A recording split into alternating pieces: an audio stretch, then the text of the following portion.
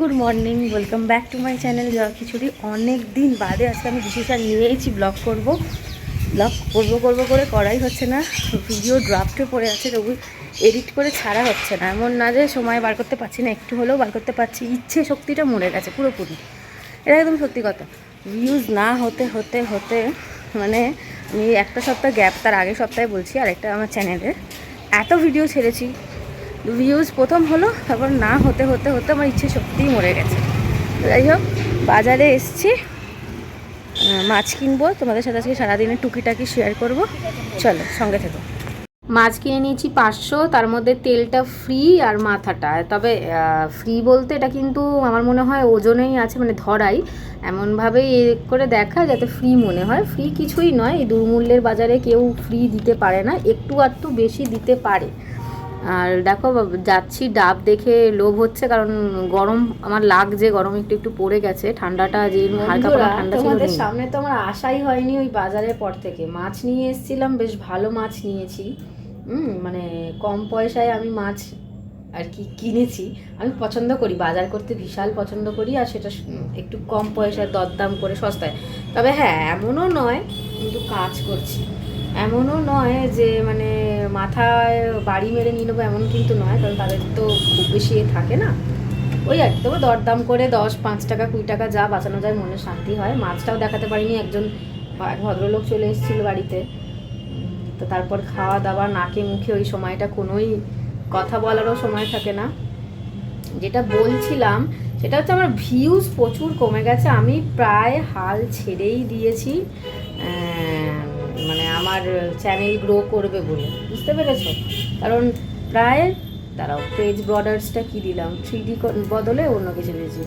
প্রায় আমি হাল ছেড়েই দিয়েছি যে আমার চ্যানেল মনিটাইজ হবে, কারণ প্রায় আমি এই বছরটা নিয়ে হয়তো 4 বছর করছি, 4 বছর এখনও হয়নি, 3.5 বছর, আমার কোনোই গ্রো হচ্ছে না। হ্যাঁ, তার জন্য আমি অনেক দায়ী, আমি নিয়মিত ভিডিও দিই না। কী একটা হয়েছে যেন, নিয়মিত আমি ভিডিও দিই না, ভিউজই হয় না, তো আমি ভিডিও দেবো কী করে? আমার মন খারাপ হয়ে যায়। আমি আরেকটা চ্যানেল খুললাম, সেখানেও একদিন হয়তো আমি কন্টেন্ট বুঝতে পারি না, কি কন্টেন্ট কী দেবো কিছুই বুঝতে পারি না। যাই হোক, চেষ্টা করছি, হয়তো এবছরটাই লাস্ট চেষ্টা করব, আর না হলে আমি আর চেষ্টা করব না, দূর ভাল লাগে না। ফেসবুকেও কদিন করেছিলাম, একদমই ভিউজ পড়ে না।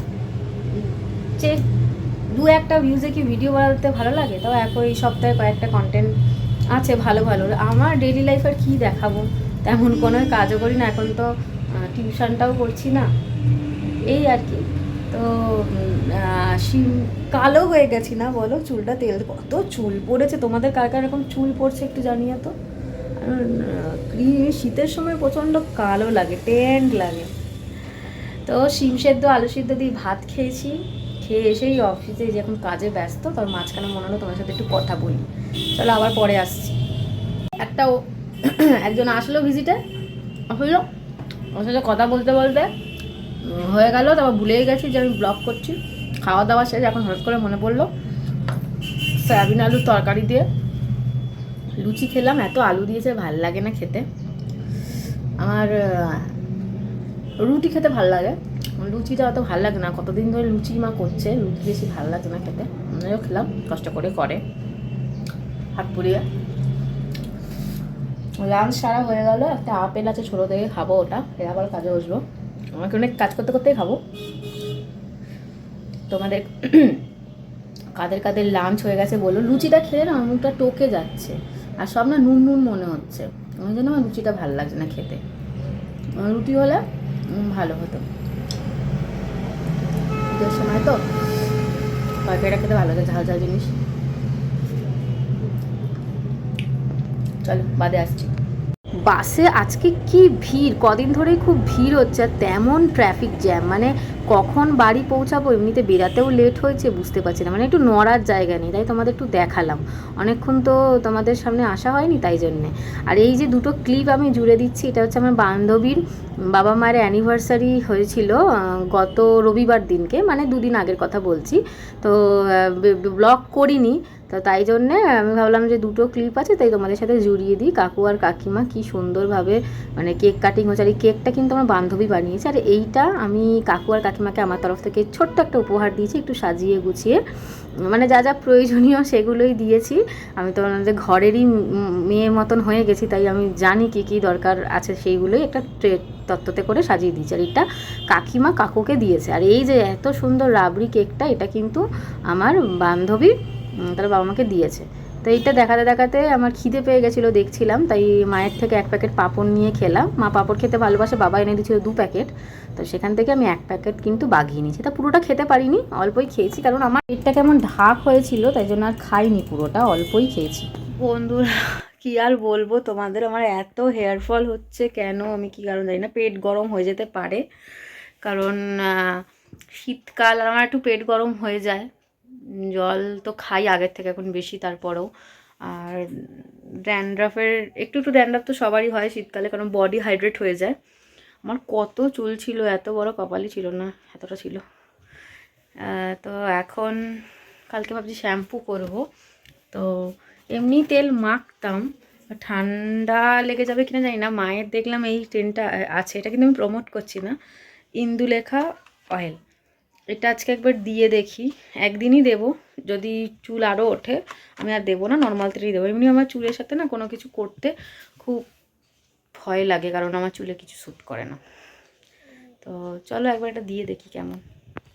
গাইস, আমার খুব হেয়ার ফল হচ্ছে, আমি আগেই বলছিলাম যে আমার পেট গরম হয়ে যায়, হলেই খুব হেয়ার ফল হয়। আমি জানি না, হেয়ার ফল আমার হতেই থাকে। এই যে আমি এখন তেল মেখেছি চুপচুপ করে, শ্যাম্পু করব কালকে। এই যে আমার জাস্ট এতটা পরিমাণ হেয়ার ফল হয়েছে। সকালেও আমি আঁচড়েছিলাম, তখনও কিন্তু এতটাই হয়েছিল। আমি 1-2 দিন আঁচড়াইনি বোধহয়, তার আগে যখন আমার চুল পড়ে তো এতটা পড়েছিল, তো বুঝতে পারছি না কিছু আমি, যে এতটা হেয়ার ফল পড়া কি নর্মাল, পেট নাকি অন্য কোনো কিছু। ড্যান্ড্রাফ হয় একটুখানি, ড্যান্ড্রাফের জন্য হেয়ার ফল হয়, আর পেট গরমের জন্য।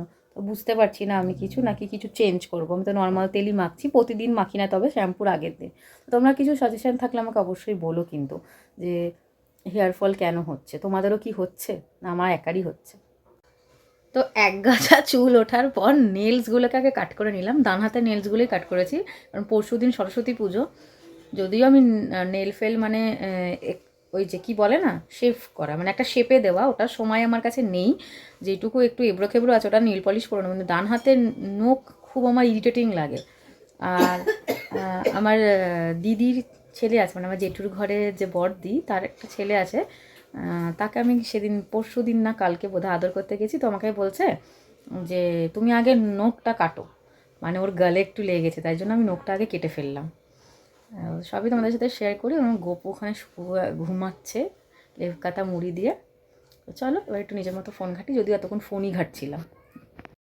একটু আগে অ্যানিভার্সারি দুটো ক্লিপ দেখলে না, এটা হচ্ছে অ্যানিভার্সারির সকালে রান্না বান্না, খাসির মাংসের লাল লাল ঝোল, আমার বান্ধবী নিজের হাতে বানিয়েছিল, খুব ভালো রান্না করে।